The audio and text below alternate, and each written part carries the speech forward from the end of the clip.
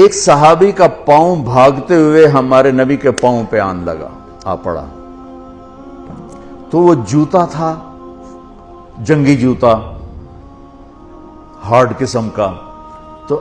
آپ کو تکلیف ہوئی، تو آپ کے ہاتھ میں ایک چھڑی تھی، آپ نے اس کو بھاگتے کو یوں ماری، کہا اوجعتنی، سوٹا نہیں تھا، چھڑی تھی۔ ارے تو نے دیکھ کے تو بھاگنا تھا، تو نے میرا پاؤں کچل دیا، مجھے تکلیف پہنچائی تو نے۔ انہوں نے لوہے کی زرہ پہنی ہوئی تھی جس پہ تلوار بھی اثر نہیں کرتی، تو چھڑی نے کیا اثر کرنا تھا، ٹھیک ہے نا۔ وہ کہتے ہیں جب میرے کان میں آواز پڑی اوجعتنی، مجھے تم نے دکھ دیا، تو کہا مجھے یقین ہو گیا کہ اب میری خیر نہیں، اب اللہ تعالیٰ کی طرف سے کوئی وحی آئے گی، میری تباہی بربادی کا فیصلہ سنائے گی۔ کہ رات میں سو نہیں سکا، ساری رات جاگتا رہا۔ فجر کی نماز پڑھی تو اعلان، اپنے خیمے میں پہنچا تو اعلان ہوا جس شخص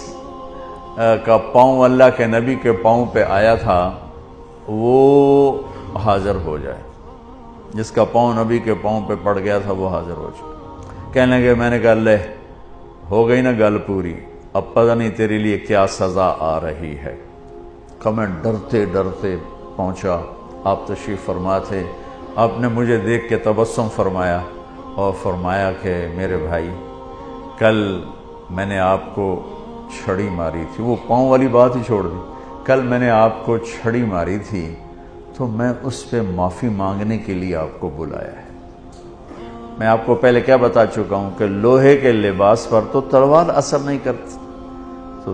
چھڑی کیا کرتی؟ کہ میں ایک تو آپ سے معافی مانگنی ہے اس لیے آپ کو بلایا ہے، اور دوسرا کیا، یہ ذرا سننے والی بات ہے، اور دوسرا وہ جو میں نے آپ کو چھڑی ماری تھی اس کے ازالے کے لیے میرے پاس ایک ہی تجویز آئی ہے ذہن میں، اللہ نے ڈالی ہے، یہ میرے پاس 60 اونٹنیاں ہیں، میں آپ کو گفٹ کرتا ہوں، لے جائیں۔ 60 اونٹنیاں، عرب کی سب سے قیمتی متاع اونٹنی تھی، اونٹ بھی نہیں، اونٹ سے تو آگے نسل نہیں چلتی نا،